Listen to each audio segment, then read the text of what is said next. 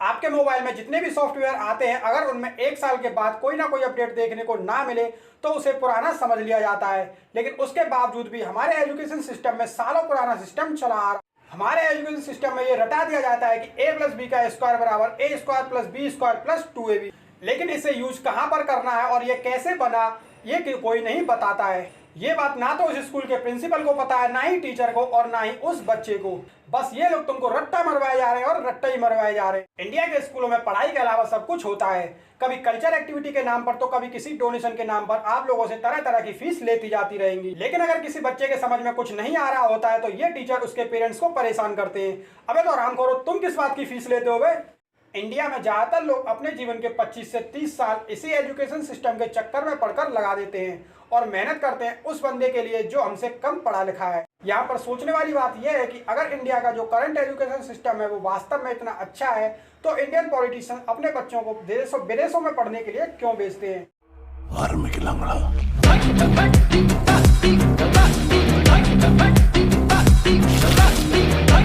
Switzerland की पूरी जनसंख्या है, इंडिया में हर साल उससे ज्यादा इंजीनियर्स बनते हैं, लेकिन इसके बाद भी इनोवेशन में स्विट्जरलैंड ही नंबर 1 पर है। और आज़ादी के बाद से इंडिया ने साइंस में 0 नोबेल लॉरेट्स प्रोड्यूस किए हैं, जबकि अमेरिका ने 100 से भी ज़्यादा प्रोड्यूस कर रखे हैं। एक रिपोर्ट के हिसाब से इंडिया में 80% से ज़्यादा इंजीनियर्स इस लायक ही नहीं है कि उन्हें कोई नौकरी दी जा सके।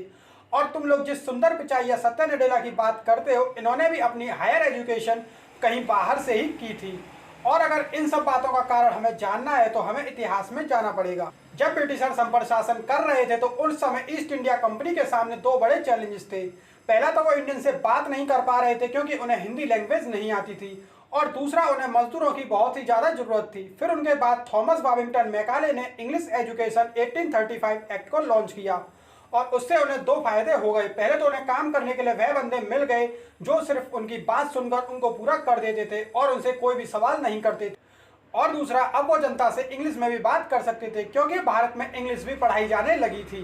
अगर पूरी दुनिया की बात करें तो इंग्लिश सबसे ज़्यादा बोली जाने वाली भाषा नहीं है। नंबर 1 पर है चाइनीज़, नंबर 2 पर है स्पेनिश, और नंबर 3 पर है हिंदी, और नंबर 4 पर है इंग्लिश।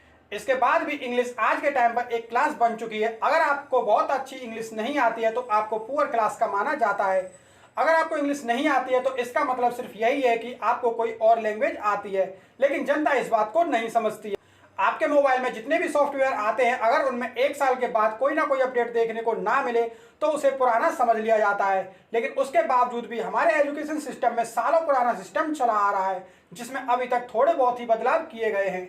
और हमारे एजुकेशन सिस्टम को रटने का कंपटीशन हमेशा से चलता आ रहा है। जो ज़्यादा जितना रट्टा मारता है उसके उतने ही ज़्यादा मार्क्स आते हैं और सोसाइटी उसे उतना ही होशियार समझ लेती है। अगर किसी बंदे के 95% संस्कृत में आए हैं तो इस बात की कोई गारंटी नहीं है कि वे संस्कृत बोल पाएगा। लेकिन हमारे एजुकेशन सिस्टम में बेसिक चीज़ें नहीं पढ़ाई जाती हैं, बल्कि मोटी मोटी किताबों से बहुत सी चीज़ें आपको रटा दी जाती हैं जो तुम्हारे जीवन में कभी काम नहीं आने वाली और जिन्हें पढ़ाने का कोई मतलब नहीं बनता है। एक तरफ कुछ लोग 10 साल लगाने के बाद भी इंग्लिश नहीं बोल पा रहे हैं, वहीं दूसरी तरफ एक 6 से 8 साल का बच्चा अच्छी खासी इंग्लिश बोल रहा होता है, जिसका कारण उस लड़के को दिया गया एनवायरनमेंट होता है। हमारी बोलचाल, हमारी भाषा, हमारी सोसाइटी, हमारे आसपास का एनवायरनमेंट बहुत ही योगदान देता है। अरे छोटा सा बच्चा किसी से आप करके बोलने की कोशिश कर रहा होता है और उसके सामने 2-4 लोग गालियां देकर बात करें या फिर तू तड़ा करके बात करें तो वो अपनी तमीज़ तो भूल ही जाएगा। हमारे एजुकेशन सिस्टम में ये रटा दिया जाता है कि a प्लस बी का स्क्वायर बराबर a square plus B square plus 2ab। लेकिन इसे यूज कहाँ पर करना है और ये कैसे बना, ये कोई नहीं बताता है। ये बात ना तो उस स्कूल के प्रिंसिपल को पता है, ना ही टीचर को और ना ही उस बच्चे को। बस ये लोग तुमको रट्टा मरवाए जा रहे हैं और रट्टा ही मरवाए जा रहे हैं। Sine square theta plus cos square theta equals to 1, ये सब तुमको अच्छी तरह से रटा दिया होगा। लेकिन इसका यूज कहाँ पर करना है ना तो ये तुम्हारा प्रिंसिपल तुम्हें बता पाएगा, ना टीचर, और ना ही ये चीज तुम्हें जीवन में तुम्हारे कभी काम आने वाली है। किंडरगार्टन में बच्चों को सिखाने की टेक्निक वो लाख गुना अच्छी होती है स्कूल और कॉलेजों में रटाने की टेक्निक से। जिन बच्चों के स्कूल में कॉलेज में ज़्यादा नंबर आ रहे होते हैं या फिर जो रट्टा मार मार के लिख रहे होते हैं, वो अपनी लाइफ में देख लेना 96% से ज़्यादा बच्चे कुछ नहीं कर पाते। रियल लाइफ में वो बच्चे हमेशा से फेल ही रहते हैं। बच्चों को जो बचपन से सिखाया जाता है वो सब किताबी बातें होती हैं और उसको वो सच मानकर बैठे रहते हैं, लेकिन असल जीवन में ऐसा कुछ भी नहीं होता है। हर किसी बच्चे को बिना उसकी कैपेबिलिटी देखे, बिना उसका इंटरेस्ट जाने सेम सिलेबस सेम बातें हर साल रटा दी जाती हैं। उसका किस चीज़ में इंटरेस्ट है और किस चीज़ इनको नहीं, ये जानने का तो कोई मतलब ही नहीं बनता है। अगर आप एक लाइन में शेर, चीता, हाथी, घोड़ा और मछली को सबको खड़ा कर दो और उनसे कहो कि तुम्हें एक पेड़ पर चढ़ना है, तो वो नहीं चढ़ पाएंगे। लेकिन इसका मतलब ये नहीं है कि वो किसी के लायक नहीं है। उन सब की योग्यता, उन सब की कैपेबिलिटी अलग अलग है। कोई भी मछली उड़ नहीं सकती या फिर कोई भी चिड़िया पानी में नहीं तैर सकती है।